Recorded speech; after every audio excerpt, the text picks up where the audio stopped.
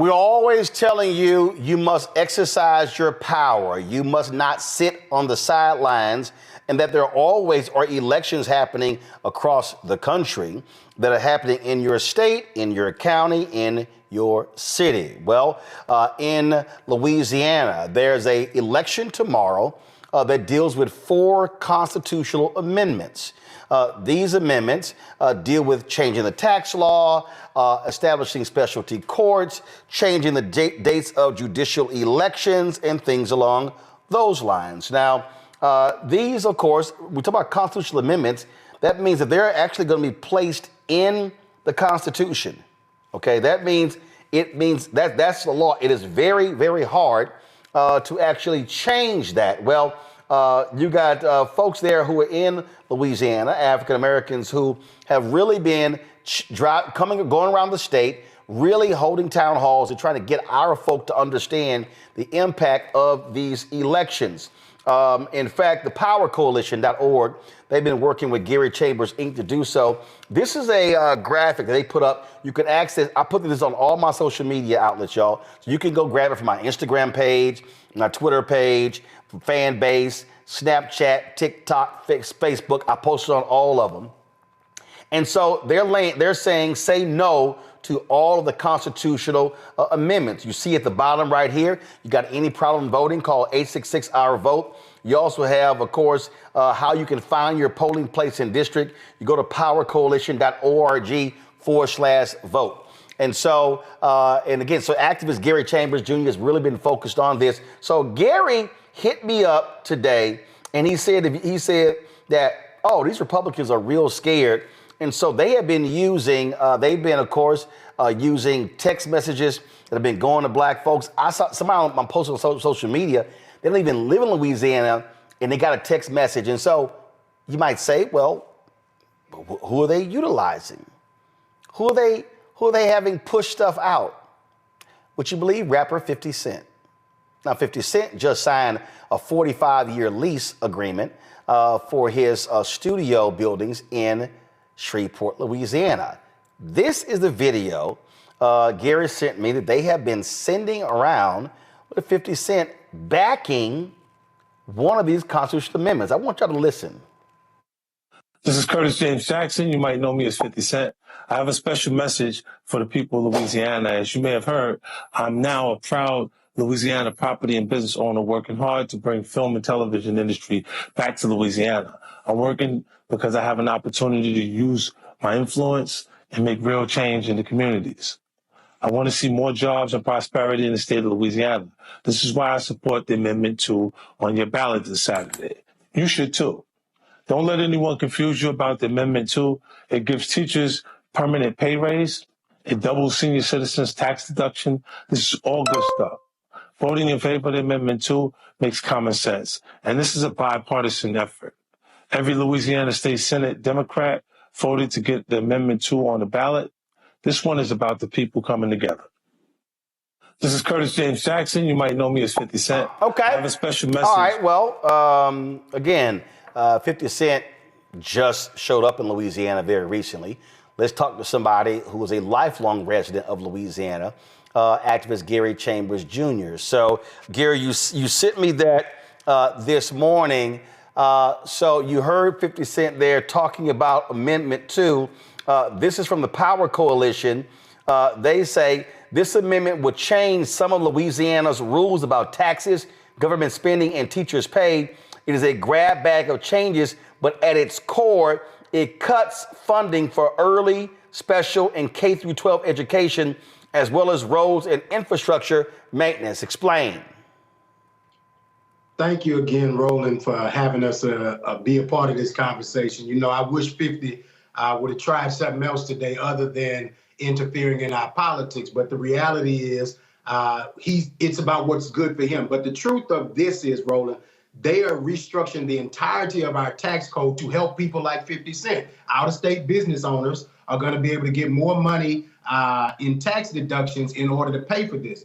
people who are working class folks, school teachers, bus drivers, people who are auto mechanics, people who are people that work in restaurants. You're going to end up paying more in taxes because they're taxing more things in sales taxes.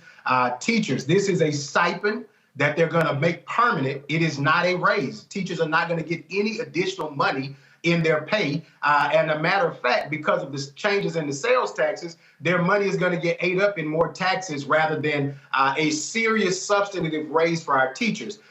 Roland, this has gotten so desperate for the governor that he was at the White House the other day, caught on a hot mic talking to Mike Johnson about this issue. And that's why they call 50, because at the end of the day, 50 is a businessman looking to advance himself in his business. And I don't have an issue with 50 coming to Shreveport and doing business. I don't have an issue with him buying up property. I don't have an issue with him attempting to revitalize Shreveport. I do have an issue with you saying that this is something that's good for us because you heard it from some white politicians in our state. I would also tell you that Democrats in the state Senate did vote for this, but ask black folks in the state of Louisiana if they showed up overwhelmingly for the Democrats that are in the Senate. The answer is no.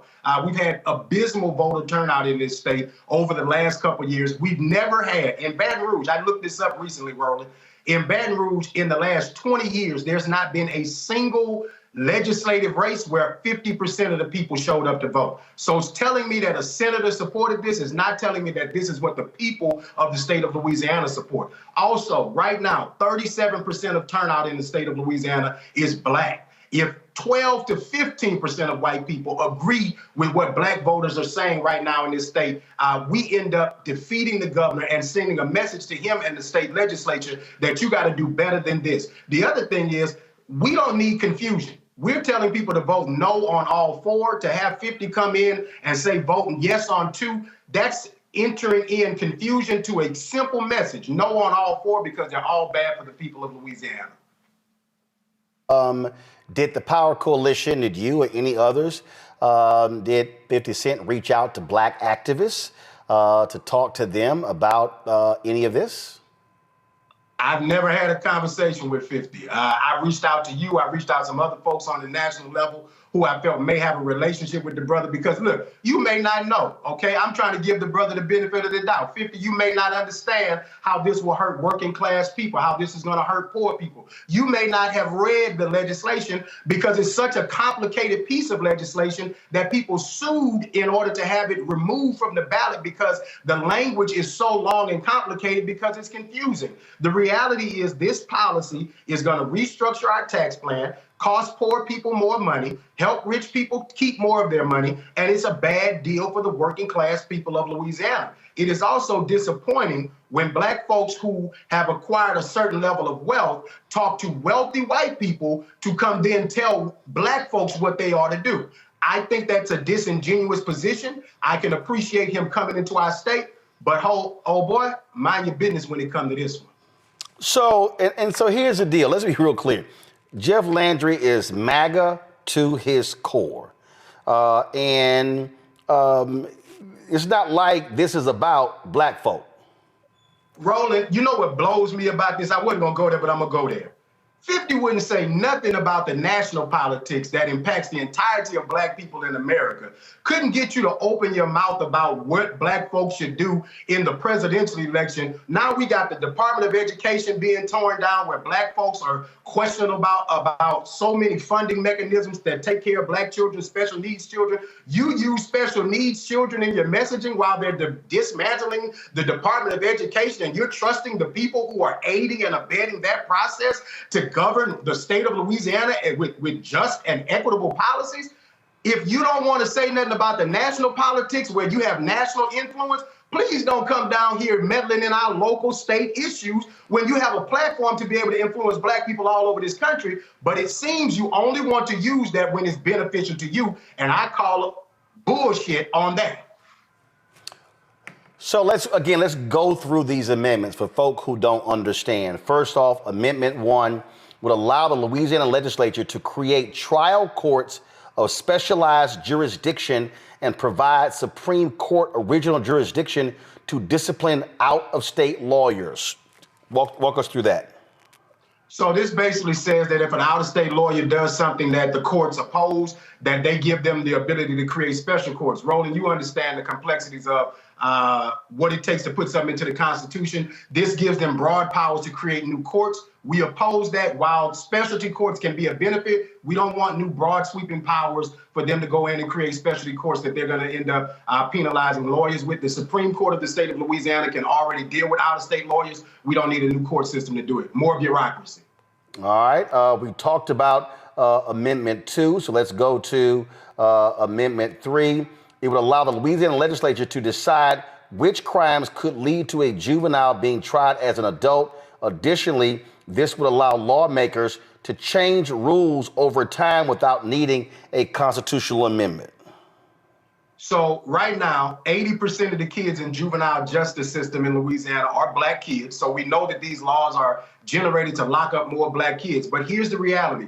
District attorneys in Louisiana are already charging juveniles as adults. They already last year took kids out of juvenile correctional facilities and placed them in Angola Penitentiary. He just put a proposal forth to spend $36 million on a new juvenile detention center in Rapides Parish while we are looking for funding for tutoring programs. This is not about helping black children. This is not about making our community safer. If he was serious about making our community safer, he'd have took that $36 million and invested in community programs to tutor these kids and give them after-school programs in some of these communities where these things are happening.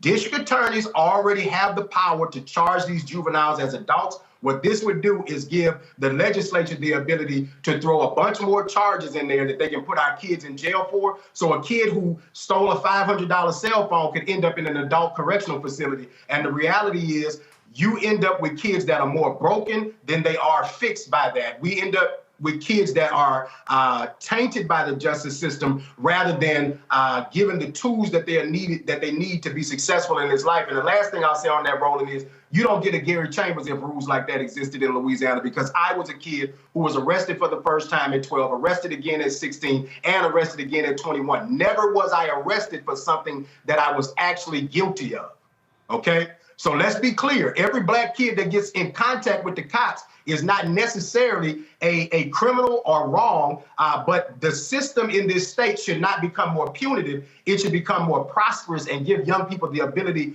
to find avenues for prosperity rather than punishment. Okay, let's go to Amendment 4. Would allow the state to fill the vacancies for new courts using the earliest election date allowed by state law, which are often low turnouts. They want to do just what they're doing right here in this March 29th election where most people aren't paying attention. The governor was caught on a hot mic saying they thought the turnout was going to be 12%. Now they're predicting that the turnout is going to be around 22%. They know that low turnout elections allow them to get judges of their choosing on the bench, and that does not benefit the global population of this state to get an equitable and fair judiciary. And again, when you talk about these low turnout elections, look, they understand how things helps them and how it helps them being able to turn out. In fact, this is a NOLA small business owner, Matthew Roland Weber. He posted this. This is his graphic on the. Give me 1 second. It's not coming up. We'll figure out why. Give me a second. He posted a graphic on this election here. This is how he broke it down. He calls Amendment 1 shady specialty courts. Amendment 2 tax cuts for the rich. Amendment 3 dismantling juvenile justice. Amendment 4 tinkering with judicial elections. I love it. I love it. It is short, to the point, and accurate to what this is. These policies are all bad for the state of Louisiana. I really hope that 50 finds some new relationships in our state so that he doesn't come meddling in and trying to tell black folks. And let me tell you something. I know he doesn't care, but there's not a single black person that I've talked to today that felt anything positive from getting that text message from 50. And I would hope that somebody like him would not allow people to use him as a tool. Because if you are as bad as you say you are, then you should be coming in, influencing and changing things rather than getting those people to use you like a piece of equipment. This was that you mentioned the video, the hot mic. This is it. This is when MAGA Governor Jeff Landry was in Washington, D.C., and he's here with House Speaker Mike Johnson. Folks, listen to this.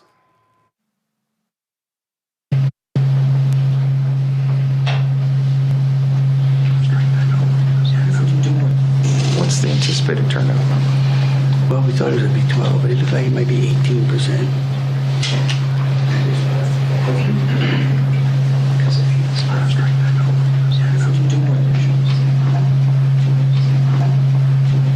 Yeah.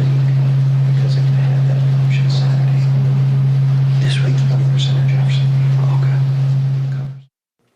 Johnson, Speaker of the House from Louisiana, Shreveport. I try to tell folks all the time, you got folks from the 50th ranked state in the nation running the whole damn country. And I've been screaming to pay attention to the elections in Louisiana because this little raggedy place that people try to ignore is punching above its weight every day. You got a guy from Caddo Parish, Louisiana, standing at the White House with Jeff Landry, caught on a hot mic. These same people are justifying folks who can't even text correctly, can't even operate a simple process of evaluation within their government. And these are the people that you want to trust with the government. The rest of the country should pay attention to these deep South states because people like Jeff Landry are friends with people like Mike Johnson, and Mike Johnson is dismantling the country before our eyes with Donald Trump and Elon Musk. And if you ignore these elections, if you're not paying attention to what's happening here, it'll be knocking on your door soon enough. And folks, if you want to understand why it's important when you talk about how they want to change the law to benefit business owners, you might say, well, okay, but what's the big deal? Where does Louisiana stand? Go to my iPad. These are the rankings, y'all. When it comes to crime and corrections, Louisiana, the 50th ranked state in America. The economy, the 49th ranked state. Education, 47th. Fiscal stability, 41st. Healthcare, 46th. Infrastructure, 49th. Natural environment, 49th. Opportunity, 44th. That's not where you want to be. The highest ranking for Louisiana, Gary, is fiscal stability at 41. You don't want to be in the bottom of states in America. So with a 41st ranked fiscal stability, you're going to go in and now move the money that we put in stability funds. You're going to move the money that we put in rainy day funds. You're going to move. We already in the bottom 10 of the whole country. I tell people all the time, there are people in this state who love to be first in the worst. There are people here who are committed to being great at being the last. And I think that we have to make a collective decision that you won't allow people with small thinking to have a big impact. Okay. And the way that you minimize that is by supporting people and the elections and the initiatives that are happening in the places that nobody else is expecting to have an impact on your life.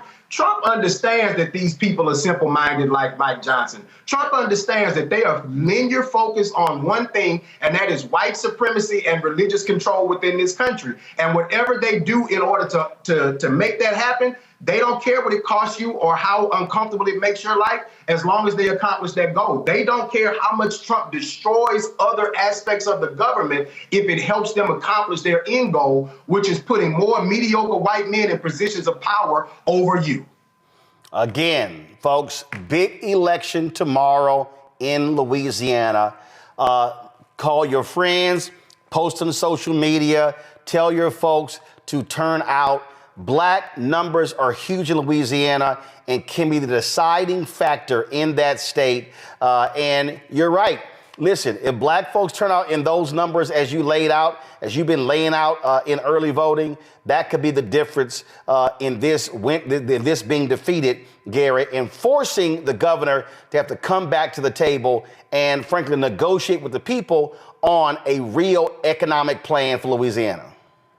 That is exactly right, Roland. I thank you, as always, brother, for highlighting the issues of our people here in this state. Please text your people, call your people. If 5 to 10% more black folks show up tomorrow and vote no on all 4 constitutional amendments, we get to have a different conversation with our state legislature in 3 weeks when they go into session. Gary Chambers Jr., we appreciate it, man. Thanks a bunch, and we hope it's a good night for you and others tomorrow night when the polls close.